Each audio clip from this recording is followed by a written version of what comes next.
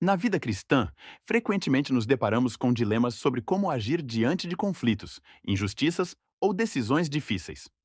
O mundo no qual vivemos hoje não é dominado pela paz, como bem sabemos.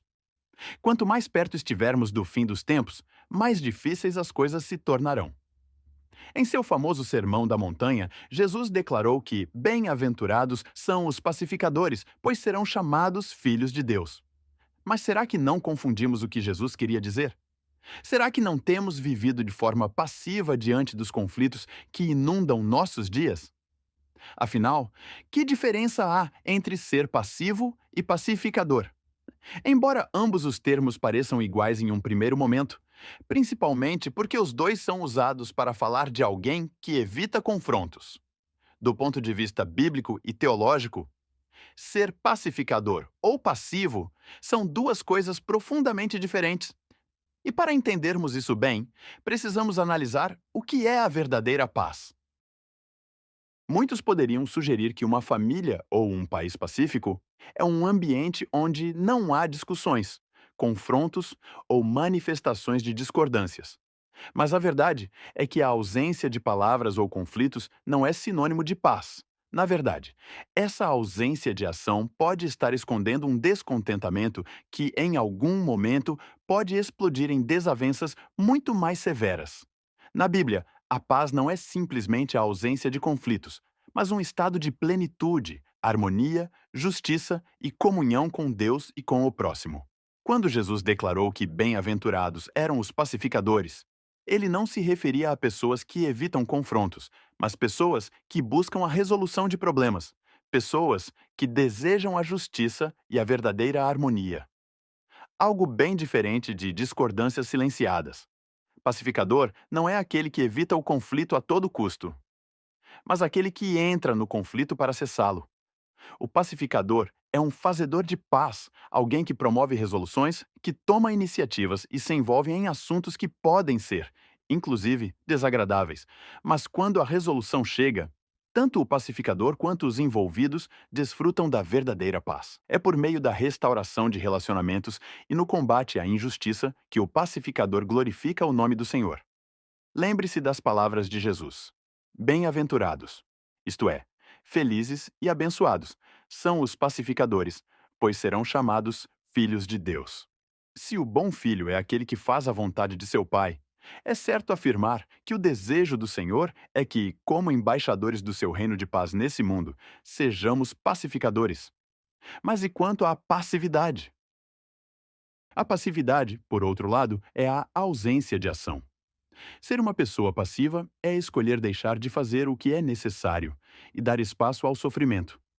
Enquanto ser pacificador pode ser desagradável em um primeiro momento, a passividade, à primeira vista, é confortável. Aquele que é passivo não assume responsabilidade alguma diante dos problemas que o cerca. É a ausência de ação, quando é necessário agir. Este posicionamento pode ser motivado pelo medo, conformismo ou omissão. E a verdade é que todos nós já agimos de maneira passiva em algum momento da vida. Embora seja difícil reconhecer a raiz do problema, precisamos ser honestos para identificar o motivo que nos levou a fugir de uma ação necessária. Afinal, a Bíblia condena esse tipo de postura, principalmente quando a passividade resulta em injustiças ou ausência do bem. Para que os maus ganhem espaço, basta que os bons permitam. A palavra de Deus nos alerta de forma muito séria quanto a isso, ao afirmar que aquele que sabe que deve fazer o bem e não o faz, comete pecado.